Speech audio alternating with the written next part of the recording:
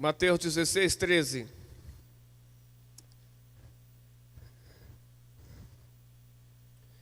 Indo Jesus para os lados de Cesareia de Filipe, perguntou a seus discípulos: quem diz o povo ser o Filho do Homem?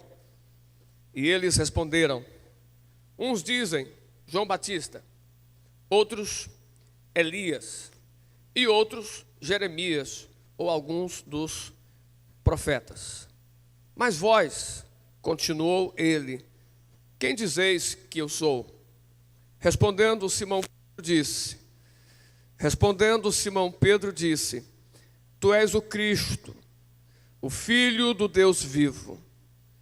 Então Jesus lhe afirmou: bem-aventurado és, Simão Barjonas, porque não foi carne e sangue que te revelaram, mas meu Pai que está nos céus.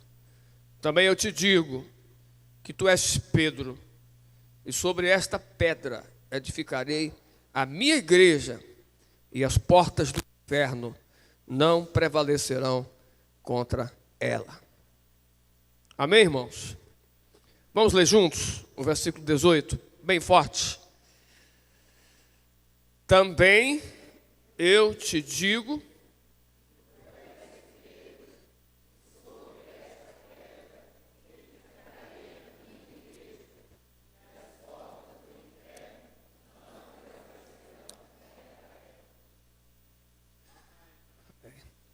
Irmãos, hoje é um dia muito especial. Estamos aqui como igreja do Senhor na terra, festejando, celebrando, comemorando o que de fato vai acontecer, acho que terça-feira, se não me engano, que será dia 31 de outubro. Que há 506 anos atrás, no dia 31 de outubro de 1517, precisamente, Martinho Lutero afixava na porta da igreja do castelo de Wittenberg, na Alemanha, as suas 95 teses contrariando a igreja católica romana. Os ensinamentos da igreja, dando início àquilo que outros tentaram fazer, mas não conseguiram, foram assassinados pela igreja, foram queimados pela igreja. Dentre eles cito John Wycliffe e John Hus, que são chamados de pré-reformadores.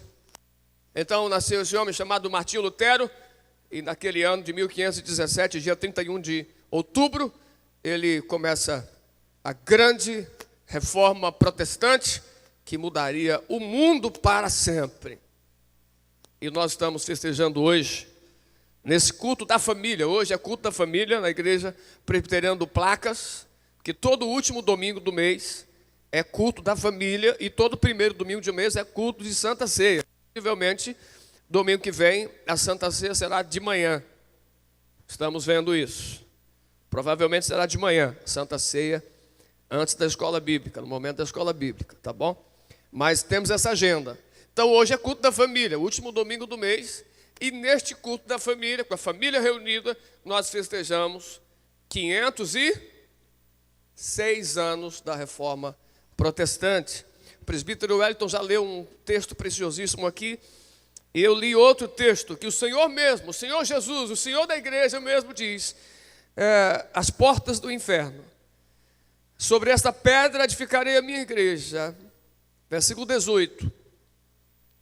E as portas do inferno não prevalecerão contra ela. A igreja é de quem, irmãos? É de Cristo. A igreja passou por muitas perseguições. Preste bem atenção no que vou dizer.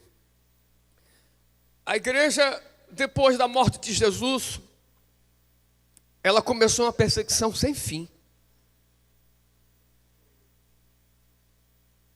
Os imperadores romanos perseguiram a igreja. Não somente uma perseguição de palavras, de argumentações, não somente uma perseguição do negacionismo da ressurreição do Cristo, que é o Senhor do cristianismo, da igreja, mas uma perseguição até a morte. Assim vivia a igreja do Senhor, sempre perseguida. Imperadores carrascos que achavam que a nova religião, o cristianismo, poderia causar desordem no império.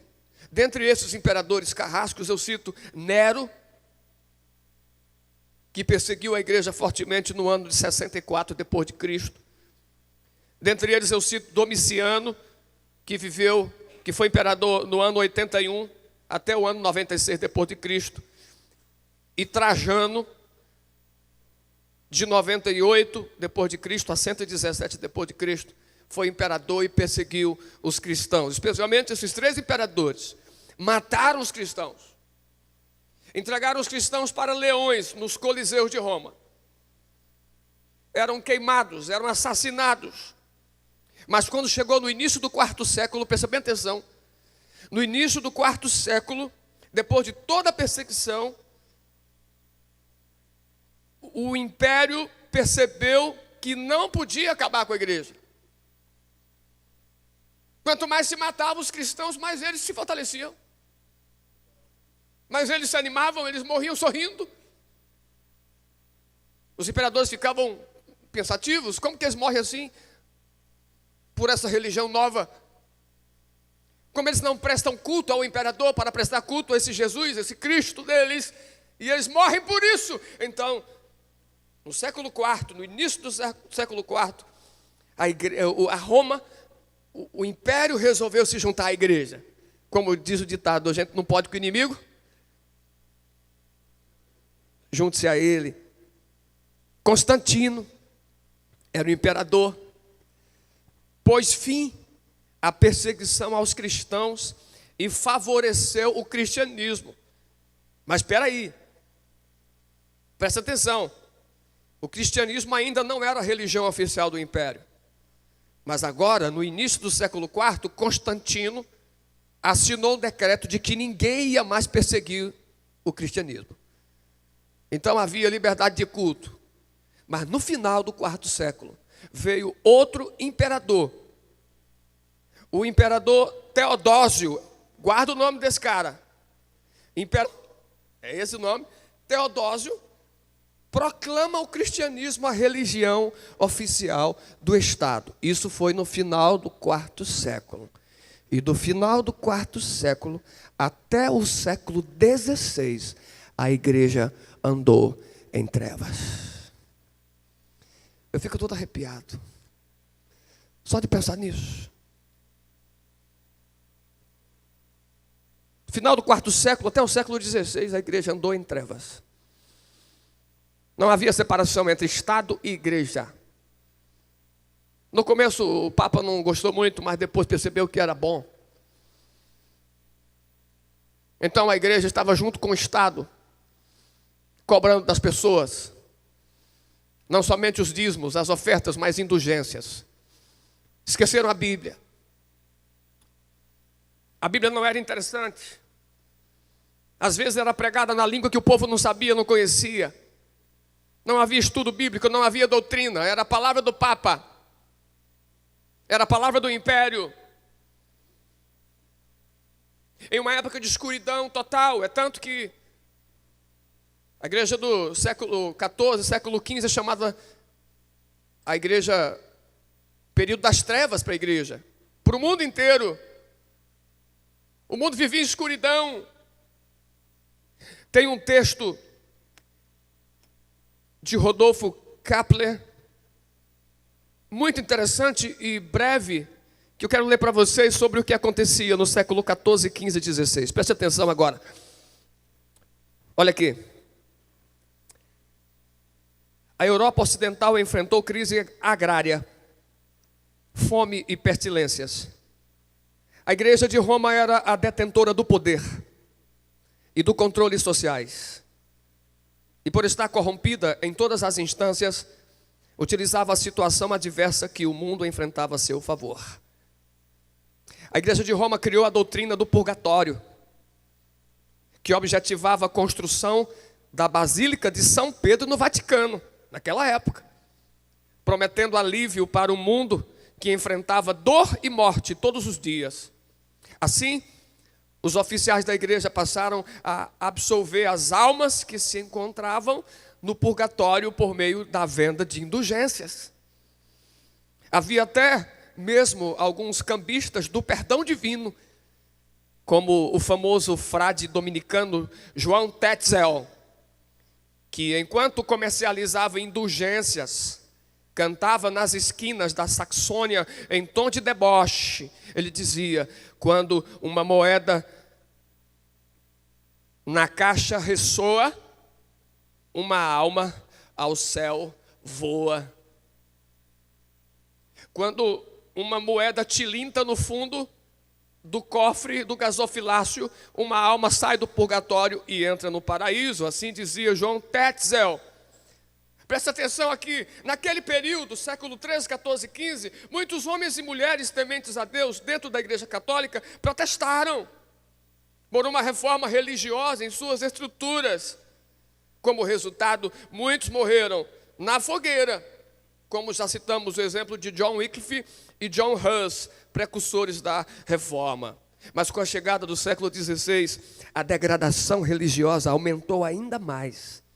A lista de corruptores e de corrupções e absurdos instituídos pela igreja era algo impensável. Por exemplo, havia uma lista de cerca de 35 condições de pagamentos e absolvições da igreja, entre os quais se destacava os seguintes: o eclesiástico que incorresse em pecado carnal, com freiras, primas, sobrinhas, afilhadas, ou enfim, com outra mulher qualquer, seria absolvido mediante o pagamento de 67 libras e 12 soldos.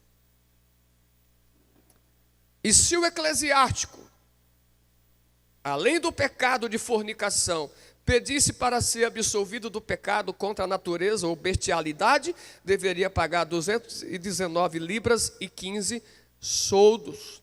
Mas se tivesse cometido pecado contra a natureza com crianças ou animais, e não com uma mulher, pagaria apenas 131 libras e 15 soldos. Estava escrito. Você está escutando o que eu estou lendo? Estava escrito. Regra da indulgência. Você paga e você é descondenado do pecado. Você paga em dinheiro e agora você não tem pecado mais, não tem mais condenação contra você, para você, porque você está livre, pagou, ganhou o céu.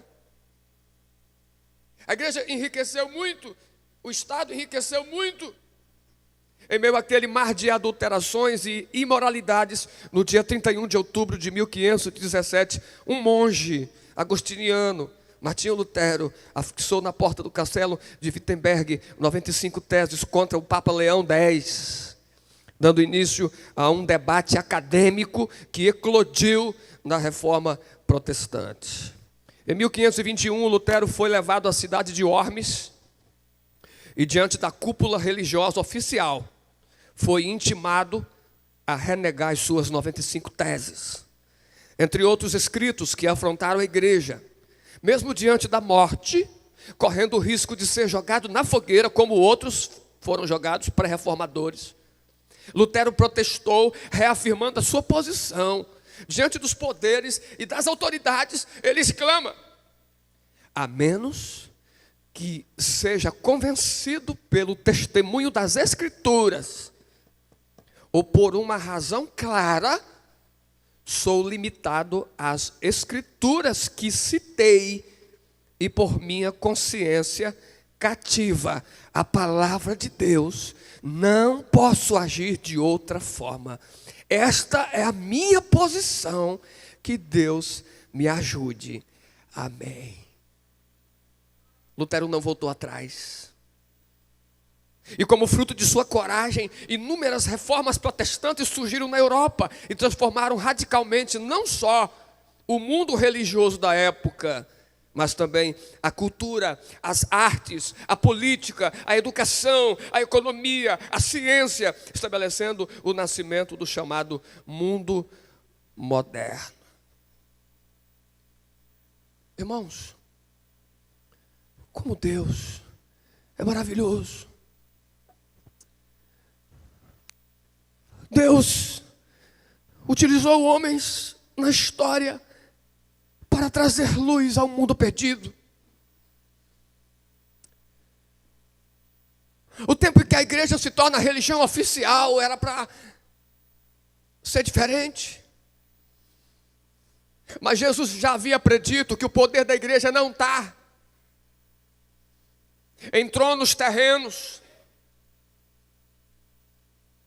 Quando Jesus falava da sua ida e que enviaria o Espírito Santo, lá em Atos, no capítulo 1, se levanta um discípulo de Jesus e diz: Senhor, já que não foi o Senhor que restaurou o reino de Israel, como reino na terra, quando o Espírito Santo vier, Ele vai restaurar o reino de Israel contra os nossos opressores.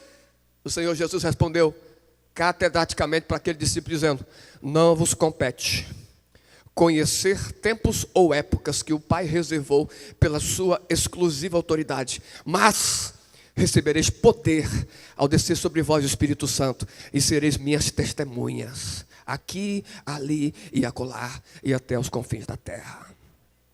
O poder de Deus está no Espírito. A igreja é espiritual. A igreja não pode estar envolvida com o governo terreno, porque o governo terreno é corrupto, porque o homem é corrupto. E sempre o será, corrupto de tudo. Ele precisa se voltar para Deus todo dia, eu e você e todos nós do mundo inteiro. Irmãos, o homem que mais toca o meu coração não é Lutero, em relação à reforma protestante. O homem que mais me toca o coração, e eu já disse isso para vocês talvez, foi um pré-reformador chamado John Huss.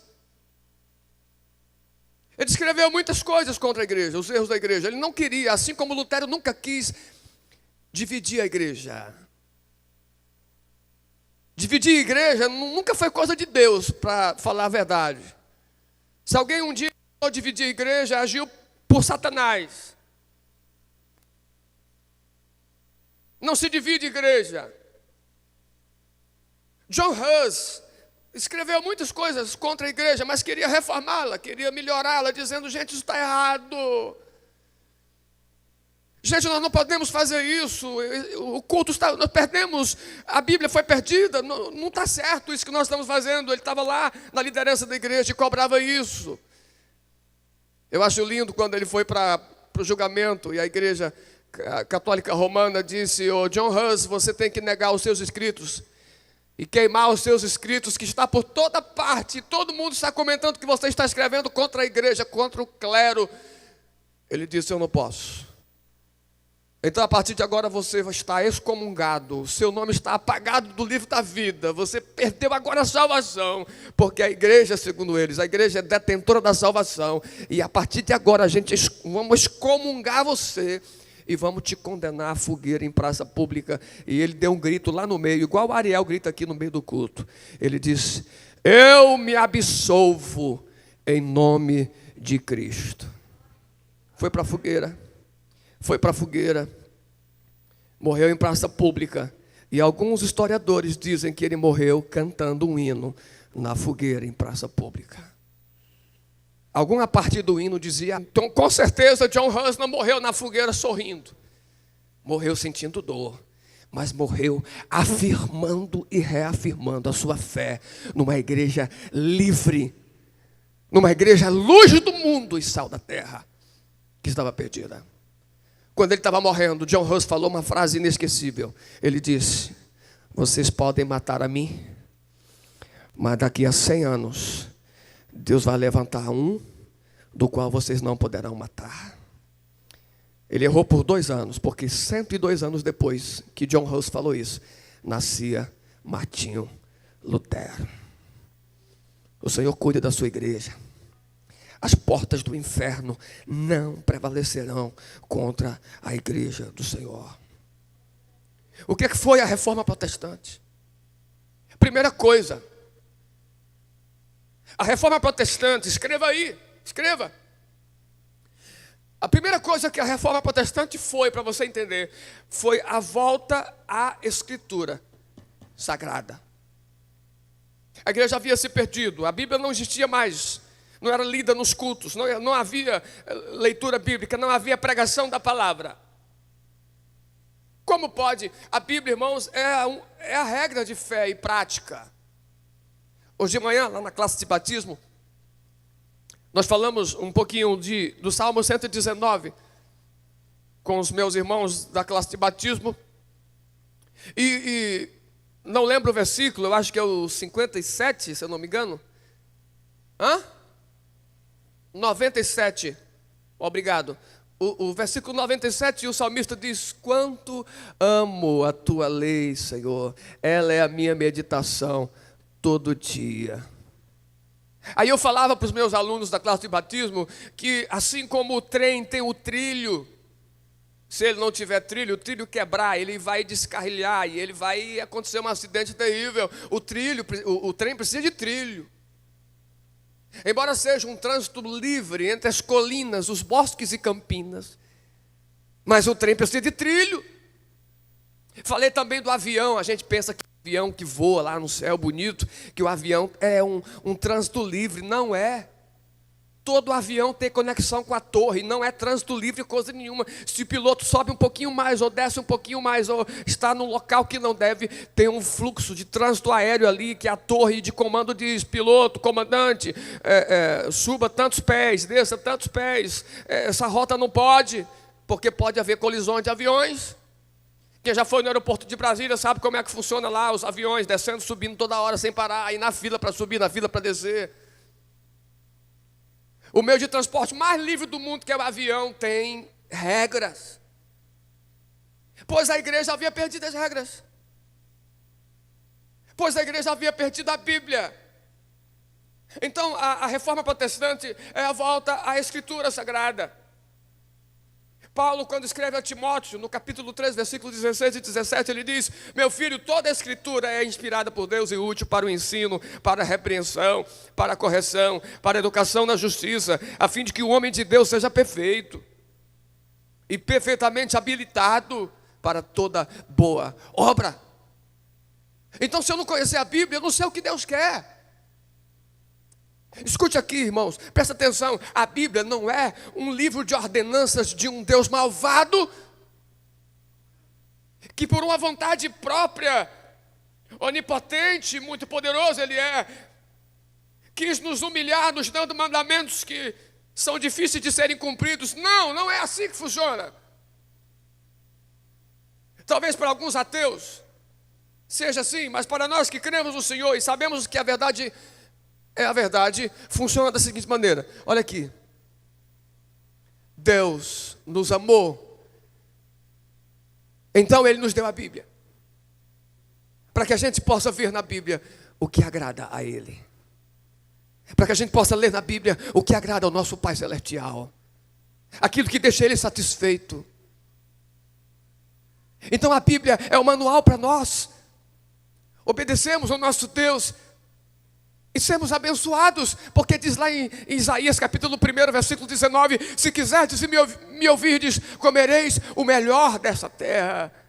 Porém, se recusardes e fordes rebeldes, sereis devorados pela espada, pela fome, pela peste, pela guerra.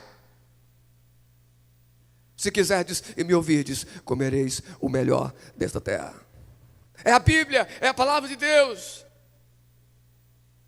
Tanto é que no meio dos reformadores surgiram alguns solas. Eu queria saber se você conhece os 5 solas. Conhece os 5 solas? Pastor, o que está falando de sola, de sapato?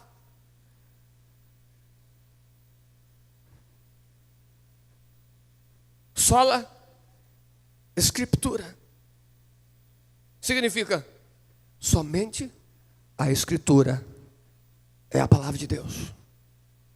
Ah, mas a tradição do Papa não é a palavra de Deus. Ah, mas as tradições dos homens, as coisas boas, não é a palavra de Deus. Ah, mas os conselhos dos antigos, não é a palavra de Deus. Somente a palavra de Deus é a verdade. Não há verdade longe da palavra. A igreja não pode perder a palavra. A igreja do século 21 não pode perder a palavra. A igreja pós-moderna, contemporânea, tem que voltar-se para a palavra. O culto não pode ser um evento bonito, gostoso, de louvor apenas, que é muito bom louvar. Mas de palavra, nós temos palavra aqui para que todos entendam. Lá embaixo nas salinhas, palavra para as crianças, para que elas entendam de uma linguagem diferente para elas. É a palavra que tem que ser pregada. Meia hora, 40 minutos, 45, 50, 1 hora de palavra. Nós estamos sendo bombardeados dia e noite por tudo que está aí no mundo, irmãos. Inclusive por redes sociais, televisão e coisas mais.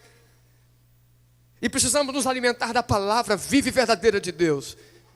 Porque a reforma não foi só no século XVI. A reforma tem que acontecer agora, na nossa vida, na nossa igreja, na nossa cidade, no nosso país. Sola, Escritura, somente a Escritura. Como disse Paulo a Timóteo, em 2 Timóteo 4, versículo 2, ele disse: prega a palavra, Timóteo, insta, quer seja oportuno, quer não, corrige, repreende, exorta com toda longanimidade e doutrina, pois haverá tempo em que não suportarão a sã doutrina, pelo contrário, cercar-se-ão de mestres, segundo as suas próprias cobiças, como que sentindo coceira nos ouvidos, e se recusarão a dar ouvidos à verdade, entregando-se a fábulas. Tem gente que vive nas fábulas. Tem gente que vive no achismo. Tem gente que baseou a sua vida na vida do outro. Naquilo que o outro acha que é legal. Eu estou baseando minha vida. Está baseando minha vida, sua vida em quê, meu irmão? Na vida do outro ali, que é tão legal. A gente se baseia na palavra. A gente é baseado na palavra. A segunda coisa, o que foi a reforma protestante? Foi a volta à doutrina dos apóstolos, irmãos. Amém? Amém, irmãos? Está escrito, Atos capítulo 2, versículo 42, diz: e perseveravam. Quem é que perseverava? A igreja do Senhor. E perseveravam na doutrina dos apóstolos, na comunhão, no partir do pão e nas orações. A reforma protestante é a volta à doutrina dos apóstolos, que recoloca a igreja na terra como aquela que prega um reino celestial e não de poder terreno. Irmãos, a doutrina não pode faltar. O povo se perde e inventa besteiras absurdas, coisas absurdas, quando falta doutrina. E aí eu me refiro agora a mais 2 solas, são 5, já falei de um, ensinados pelos reformadores. Aqui, baseado na doutrina, a igreja não sabia que somente pela graça de Deus a salvação. Daí surgia mais um sola chamado sola gratia. Somente a graça de Deus. Vocês estão vendendo indulgências. Tem gente pagando para ter salvação. Tem gente pagando para ser perdoado dos pecados. Tem um familiar sofrido de luto pagando para a igreja, porque a igreja inventou a palavra purgatório, um lugar para purgar pecados. E a igreja dizia para aqueles parentes de luto, sofridos, angustiados, que aquele fulano, parente deles que morrera, estava sofrendo no purgatório. Eles precisavam pagar indulgências com preços altíssimos para a igreja, para que aquela pessoa que havia morrido, parente daquelas pessoas sofridas, pudessem ir para o céu. Isso é falta de conhecimento de doutrina, de que somente pela graça, a salvação é de graça. Efésios 2:8, pela graça sois salvos. O diácono Alex pregou isso aqui domingo passado, eu assisti o culto depois. Não foi, Alex? Pela graça sois salvos. Aí vem o terceiro solo aqui, que não está na ordem, mas na ordem aqui da ministração. Mediante a fé, sola fides. O terceiro sola da reforma, sola fides, somente pela fé você vai ter salvação. Sola gratia, somente pela graça você vai entrar no céu. Você não pode pagar. Não é por obras humanas que você vai entrar no céu. Porque se fosse por obras humanas, irmãos, essa doutrina anti-graça, ela é muito mais satânica do que a gente percebe. Presta atenção. Quando alguém acha que está se salvando por sua própria força e suas obras, está literalmente, simplesmente negando o sacrifício de Jesus na cruz. Você está vendo como é uma coisa perigosa e terrível? Doutrina dos apóstolos é doutrina bíblica. Doutrina bíblica que ensina somente a graça, somente pela fé. Em uma época de escuridão, como eu conversava com meu irmão o presbítero Wellington, numa época de escuridão, onde parecia que a igreja do Senhor havia se perdido totalmente, um homem lê à luz de velas: o justo viverá pela fé. Romanos 1,17. E deu-se início à reforma protestante. Pela palavra, pela doutrina dos apóstolos. Terceira coisa, o que foi a reforma protestante? Em primeiro lugar, foi a volta à Escritura Sagrada. Segundo lugar, o que foi a reforma protestante? Segundo lugar, a volta à doutrina dos apóstolos. Terceiro lugar, o que foi a reforma protestante? Foi a volta de Cristo no centro do culto. Solos Cristos. Significa somente Cristo é o Senhor. Não há salvação em nenhum outro. Em cima no céu, embaixo na terra, em nenhum outro lugar do universo, quer nesta plataforma como na eternidade. Não há nome pelo qual seja você e eu salvos. Não existe outro nome. O próprio Cristo disse em João 14,6, eu sou o caminho. E o artigo é definido, o caminho, não está dizendo um caminho. Se ele dissesse eu sou um caminho, poderia ter 2, 3, 4 caminhos. Eu sou um dos caminhos, ele disse eu sou o caminho, o único caminho. Eu sou a verdade, eu sou a vida. Ninguém vem ao Pai, senão por mim. Deixa ele dizer amém. O que tem?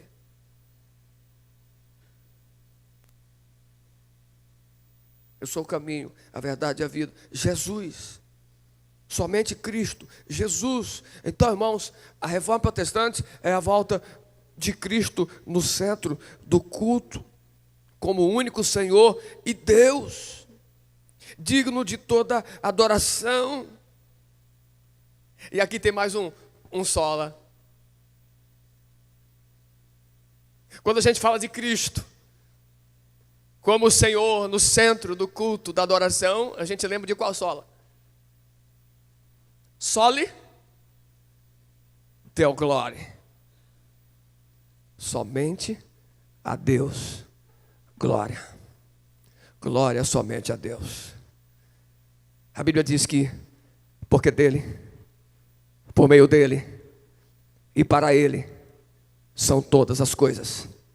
A ele, pois, a glória eternamente. Amém. Cristo deve ser glorificado no culto. O culto é para Cristo. Cristo deve ser exaltado no culto. A nossa reverência no culto é para Cristo. A nossa oração no culto é para Cristo. O nosso louvor no culto é para Cristo. O nosso momento de contrição é para Cristo. A nossa comunhão é pensando em Cristo. Nós estamos unidos pelo amor de Cristo. É Cristo o Senhor da igreja. Isso havia se perdido até o século XV, meados do século XVI. Mas Deus levantou homens pré-reformadores e Martinho Lutero para dizer: só lhe deu glória, somente a Deus glória. É a volta de Cristo no centro do culto. Irmãos, nós precisamos reformar também a nossa igreja. Todo dia, toda semana, todo mês, todo ano. Precisamos reformar também a nossa vida, a nossa família. A reforma, ela precisa ser sempre reforma, sempre reformando, sempre reformando. Você veio ao lugar certo porque você precisava ouvir essa palavra. Nós precisamos gastar um tempo falando essa palavra.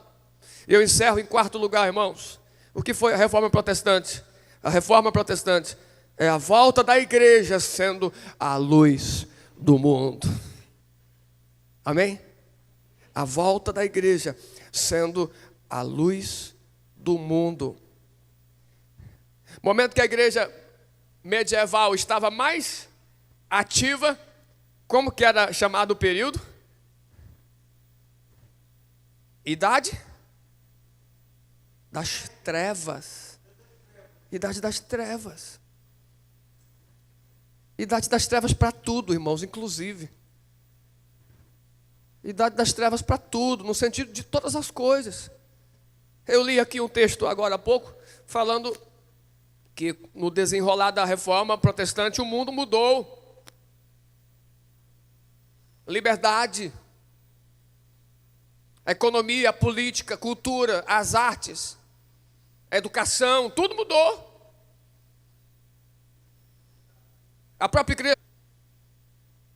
Então a igreja, ela tem que ser a luz do mundo, em todo tempo. Essa é a nossa preocupação, irmãos. Ser luz.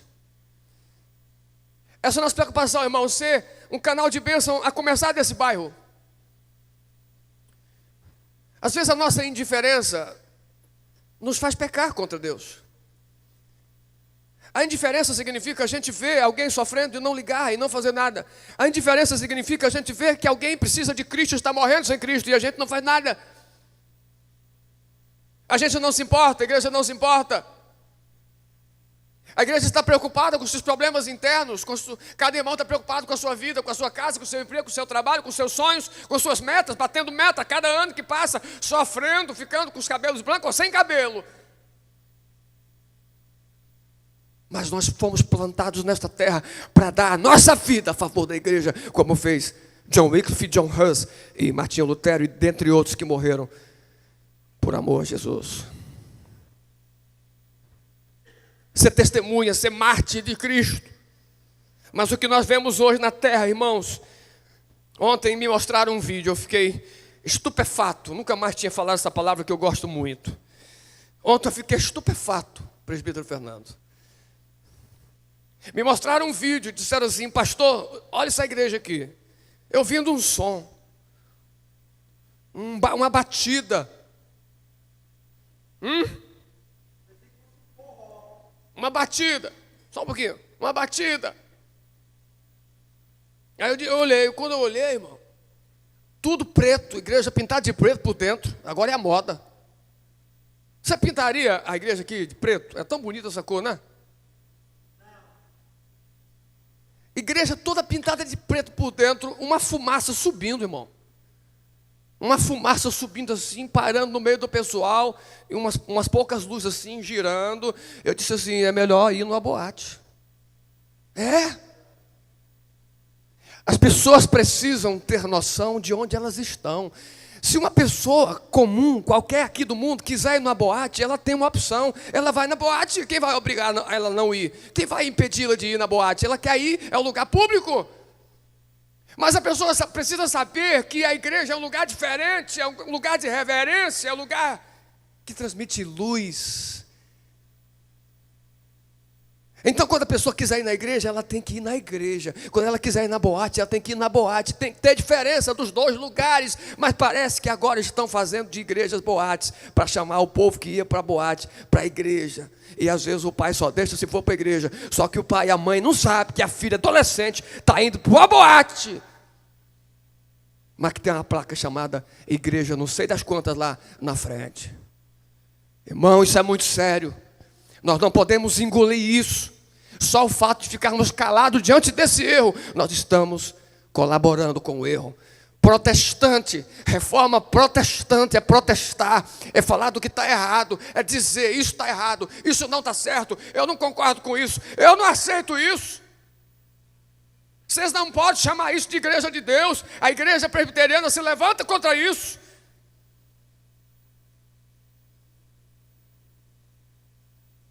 A igreja tem que ser diferente. A Bíblia diz que o mundo jaz no maligno, mas a igreja tem que ser diferente. Meu irmão, olha aqui uma coisa. Que dia é a reforma? Me responda. Que dia é a reforma protestante que a gente festeja? 31 de outubro. Que dia é o Halloween? Entendeu? O mundo que jaz no maligno escolheu o dia do Halloween, no dia 31 de outubro. Tinha todos os dias do ano para escolher, 365 dias do ano. Mas você escolheu o dia da reforma protestante. O mundo que jaz no maligno é teu inimigo, crente. E você às vezes concorda com ele, abraça ele. E nós não somos da cultura do mundo. O Paulo disse, não vos conformeis. Me ajuda? Com este século, mas transformai-vos pela renovação da vossa mente, para que experimenteis qual seja a boa, perfeita e agradável vontade de Deus. Nós não somos desse mundo. Nós temos que ser críticos desse mundo. A reforma protestante nos faz pessoas que protestam contra os erros. O que celebra Halloween? Celebra a morte. Essa festa é a cultura da morte, é a cultura do diabo. E tem crente participando não só do Halloween, mas de festa junina, que eleva a pessoa do São João, idolatria. Celebra Halloween, festa junina, consagrada a São João, festas idólatras que Deus abomina.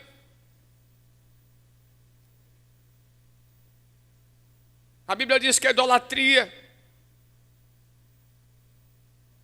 é abominável diante do Senhor. E tem crente festejando, participando dessas coisas.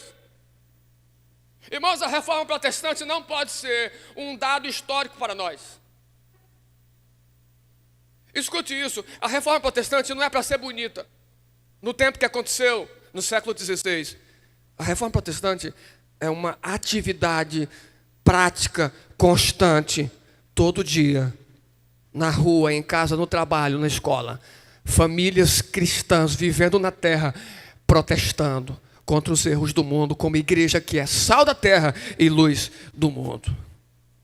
O problema não é tanto o mundo que jaz no maligno servir a Satanás. Ei, escuta essa, crente. Meu irmão, minha irmã, queridos.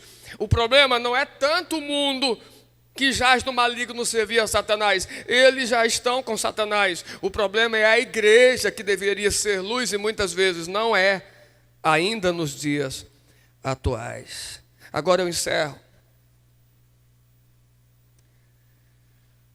Uma palavra de Lutero que eu não esquecerei jamais. Que quando pediram para ele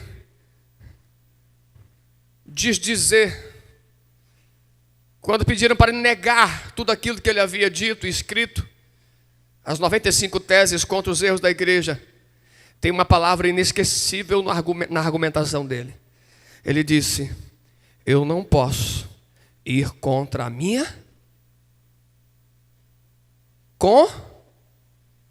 consciência. Então eu queria encerrar com essa palavra. Você faz o que faz consciente. Lutero disse: eu vou morrer. John Wycliffe e John Hus foram os últimos que morreram. Agora é a minha vez, mas eu posso ir para a morte, sim. Mas eu não posso agir contra a minha consciência, porque a minha consciência está cativa à palavra de Deus. Eu estou cativo à palavra de Deus. Eu estou preso a ela. Eu estou envolto nela, na palavra de Deus. Eu não posso agir de outra forma. Essa é a minha posição. E termina dizendo: que Deus me ajude. Amém. Eu vou para a morte.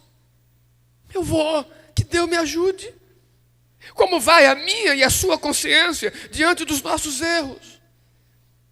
Daquilo que devemos fazer e não fazer? Diante do certo, diante do errado? Como vai a nossa consciência? Existe sim, irmãos, existe sim uma verdade absoluta. Tem gente que está abrindo mão dessa verdade absoluta. Você sabia disso?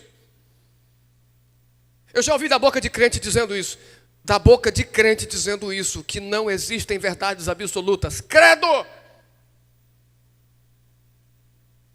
Existem verdades absolutas, sim. A verdade da palavra de Deus é verdade absoluta. Não podemos mudar. Já disse e vou repetir: a porta do céu não passou por reforma. Ela é a porta estreita. São poucos os que passam por ela. Mas a porta da perdição é larga, e são muitos os que passam por ela e gostam do caminho. E muitas vezes a gente está indo daqui para lá, se esforçando na porta estreita, e está vindo gente de lá para cá, morto de contente, dizendo: tu vai para onde? Eu vou para lá. Mas lá é muito difícil. Mas para ali é muito difícil. Curta a vida, rapaz, seja feliz. Já ouviu alguém falar isso? Seja feliz.